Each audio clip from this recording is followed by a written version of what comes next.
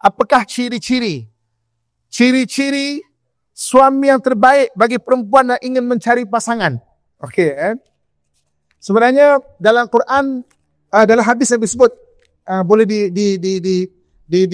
maknanya dipakai untuk lelaki juga. Tunkahul mar'ah li arba'. Dia bukan fi'il amar. Ustazah, mungkin boleh nanti bagi penerangan lebih lanjut lagi pada sahabat kita.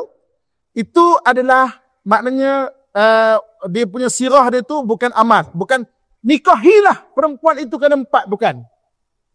Dinikahi, maknanya biasanya perempuan itu dinikahi kerana 4. Kerana hartanya, kerana kecantikannya, kerana keturunannya dan kerana agama dia. Maka kamu pilih yang agama. Okey. Dalam beragama bukan kelulusan agama, tapi orang mengamalkan agama. Ada orang kelulusan agama dia tinggi, tapi tak mengamalkan agama. Ada orang SMU ya, and STU ya, tapi dia betul-betul pegang agama. Cari yang pegang agama. Sebab apa? Orang yang pegang agama ni, dia punya cara pemikiran dia jelas. Aku ni, inna lillahi wa inna ilaihi rajiun. Aku datang dari Allah, aku akan pulang pada Allah Subhanahu wa taala. Jadi aku punya hidup ni mencari redha Allah. Kalaulah berbuat baik kepada isteri, berbuat baik pada suami itu mengundang redha Allah, maka itulah akan aku utamakan. Sebab tu mencari orang berpegang pada agama ni penting. Maksudnya dia mengamalkan agama. Tak semestinya kelulusan agama tinggi, tak. Ada je orang yang lulusan Azhar lah, Jordan lah, Maghribi lah, UAE, UKM dan sebagainya. Kan? Tapi tak mengamalkan agama, kelulusan saja.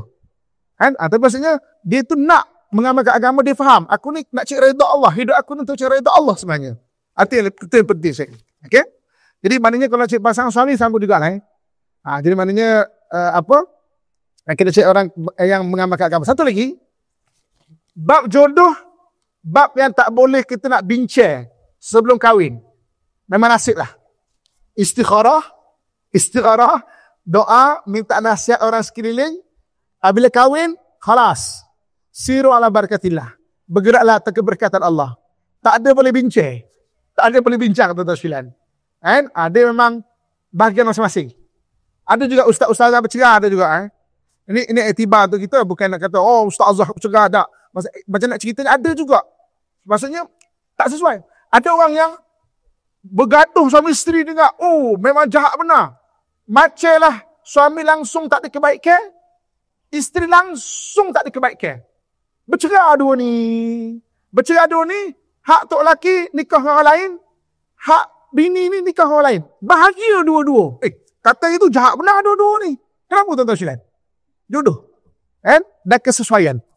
Jadi maknanya, dalam watak ni, doa minta kepada Allah dan mudah-mudahan Allah SWT rahmati. Dan kita pun selalu doakan untuk pasangan. Maknanya, dengan pasangan kita selalu doa. Kadang-kadang saya dalam IKIM ada satu pengalaman. Ibu-ibu, ayah-ayah lagi kaya pengalaman daripada saya. Satu hari ada orang menangis. Waktu tu IKIM boleh direct telefon. Sekarang tak boleh lah. Dulu boleh direct telefon. Dia kata, Ustaz, menangis tu. Saya kata, okey, sabar. Saya nak cakap dengan suami saya tapi tak boleh. Suami saya ego dan sebagainya. Macam-macam lah. Isteri kak kata suami ego. Suami kak kata isteri ego. Sama-sama lah tu. Saya kata gini lah kak. Gini. Boleh tak akak solat hajat? Solat minta hajat atau solat hajat? Boleh tak minta solat hajat? Fokus dua benda je.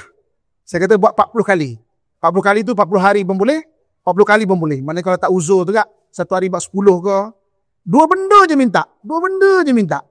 Pertama minta, ya Allah, bagi aku kekuatan untuk bercakap dengan suami aku. Yang kedua, ya Allah, bagi aku kalau bercakap, suami nak dengar. Dua benda je. Fokus dua benda tu. Jangan minta benda lain. Dua benda ni je. Dia buat tuan-tuan sekalian. Dia buat. Lepas dalam sebulan lebih lepas tu, telefon balik. Saya kata, Ustaz, saya ingat tak telefon tu? Saya pun kata, yang mana sir? Alah yang tu solat hajat tu. Oh ingat. Apa cerita dia? Ustaz dia kata, tak pernah saya ni bercakap dengan suami tu nak dengar. Kali ni boleh menitis air mata suami. Tuan-tuan, pemilik hati adalah Allah Subhanahu wa taala. Kadang-kadang kita bercakap tu dengan nafsu kita marah kan. Tapi kita lupa minta kepada Allah. Itu saya ada pengalaman, ibu-ibu, kakak, ayah boleh cuba buat. Solat hajat minta dua benda, bagi kekuatan nak cakap. Kadang-kadang kita nak cakap tu tak tercakap. Atau kita cakap, bahasanya tu jadi lain. Jadi penerimaan, kefahaman tu jadi lain. Minta dua benda ni. Satu kekuatan bercakap, satu lagi, ya Allah, bagilah aku cakap dia nak dengar Tuhan. Boleh cuba try test. 4. Acu cuba try test. Kalau try 4, kalau 2, 3 dah. Cuba try test. Acu cuba try test. 4. Cuba try ni. Maknanya doa solat hajat. Jangan lupa minta pada Tuhan kerukunan rumah tangga. Kadang-kadang kita maki pasangan kita lagi banyak dia kita doa dengan dia. Dia orang Baghdad tau, bukan orang sini, bukan orang Tanah Merah. Kita maki suami kita, maki isteri kita marah, lagi banyak dia kita doa dengan dia. Ni kadang-kadang. Dan orang lain lah, orang luar, orang kita sini. Okey.